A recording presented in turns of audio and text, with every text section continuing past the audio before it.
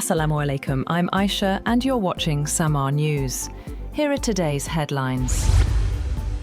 Iran's foreign minister has arrived in Oman to discuss arrangements for the safe passage of ships through the Strait of Hormuz, with Washington seeking a public pledge of free, secure transit. Iran's semi-official Tasnim news agency said Foreign Minister Abbas Araghchi had arrived in Oman. CBS News and its UK partner, the BBC, both reported that US Vice President J.D. Vance, Secretary of State Marco Rubio, Special Envoy Steve Witkoff, and Trump's son-in-law Jared Kushner were expected to lead negotiations on Saturday with Araghchi. Iran's Fars news agency later cited a source saying no negotiations would take place until the US retreated from its positions.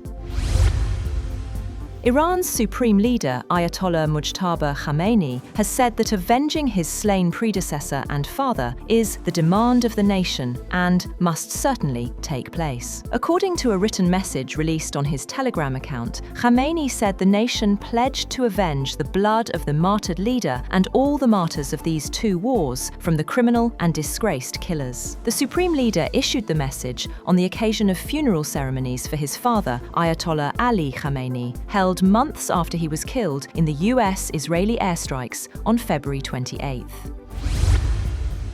US President Donald Trump has said that Iran has requested fresh talks and Washington has agreed to continue negotiations. However, Trump declared that the June ceasefire is over, following a new exchange of military strikes between the two countries. Meanwhile, Iran has disputed Trump's claim that Tehran had requested the resumption of direct talks with Washington. Foreign Ministry spokesperson Esmail Baghai said Iran had made no request for negotiations and had instead agreed to receive a Qatari delegation acting as a mediator. He added that Iranian officials had informed the Qatari delegation of Tehran's position during its visit to Mashhad. On the other hand, Iranian Foreign Minister Abbas Araghchi has travelled to Oman with a high-level delegation for crucial talks focused on the Strait of Hormuz. US President Trump has also declared that he has ordered the military to be prepared to launch strikes against Iran if the Iranian government carried out or attempted an assassination of the president. He said in a Truth Social post that 1,000 missiles are locked and loaded and aimed at the Islamic Republic of Iran, with thousands of more to immediately follow should the Iranian government act on its threat, pronounced in many corners of the globe, to assassinate or attempt to assassinate the sitting president of the United States of America. He added that orders have already been given and the US military is ready, willing and able to completely decimate and destroy all areas of Iran.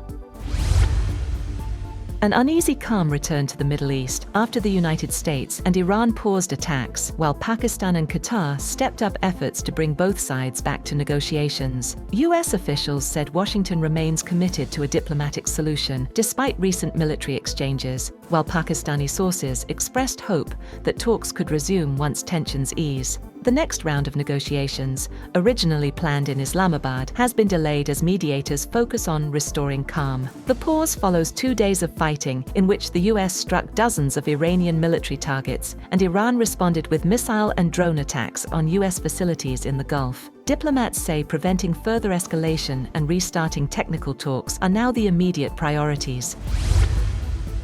Iran's parliament speaker, Mohammad Baghir Ghalibaf, has said that his country is ready for full-scale defense if the United States backs away from its commitments under the Islamabad Memorandum of Understanding. Ghalibaf said Iran would never surrender under pressure and warned that any collapse of the agreement would be met with a firm defense of Iran's rights and interests. He also urged the Muslim world to unite against the United States and Israel, saying the Islamic world should stand up in the face of continued pressure.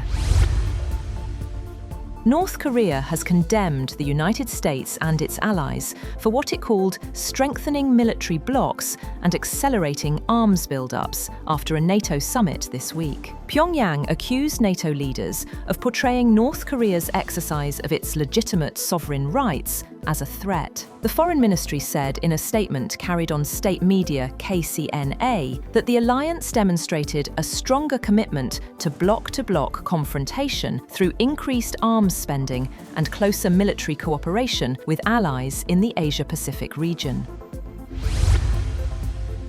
China has evacuated more than 1.8 million people as Typhoon Barvi churned toward the major eastern city of Wenzhou after pummeling Japan's southern Sakishima island chain with heavy rain and violent winds, and brushing past northern Taiwan. Even as Barvi continues to slow and weaken on its northwesterly path over cooler seas, the typhoon is still a potent risk due to the sheer volume of moisture it holds within its rain bands, about the size of France from end to end. Barvi is forecast to make landfall around Wenzhou, home to some 10 million people.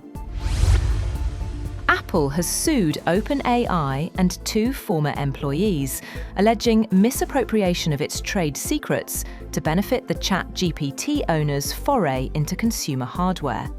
A dramatic escalation of already simmering tension between the 2 companies. The complaint accuses OpenAI of orchestrating a broad effort to systematically acquire and exploit Apple's confidential information through former employees, recruiting practices, and supplier relationships to accelerate its push into the consumer hardware business. That's all for now. For more updates, visit www.samaa.tv. Thank you for watching SAMAA News.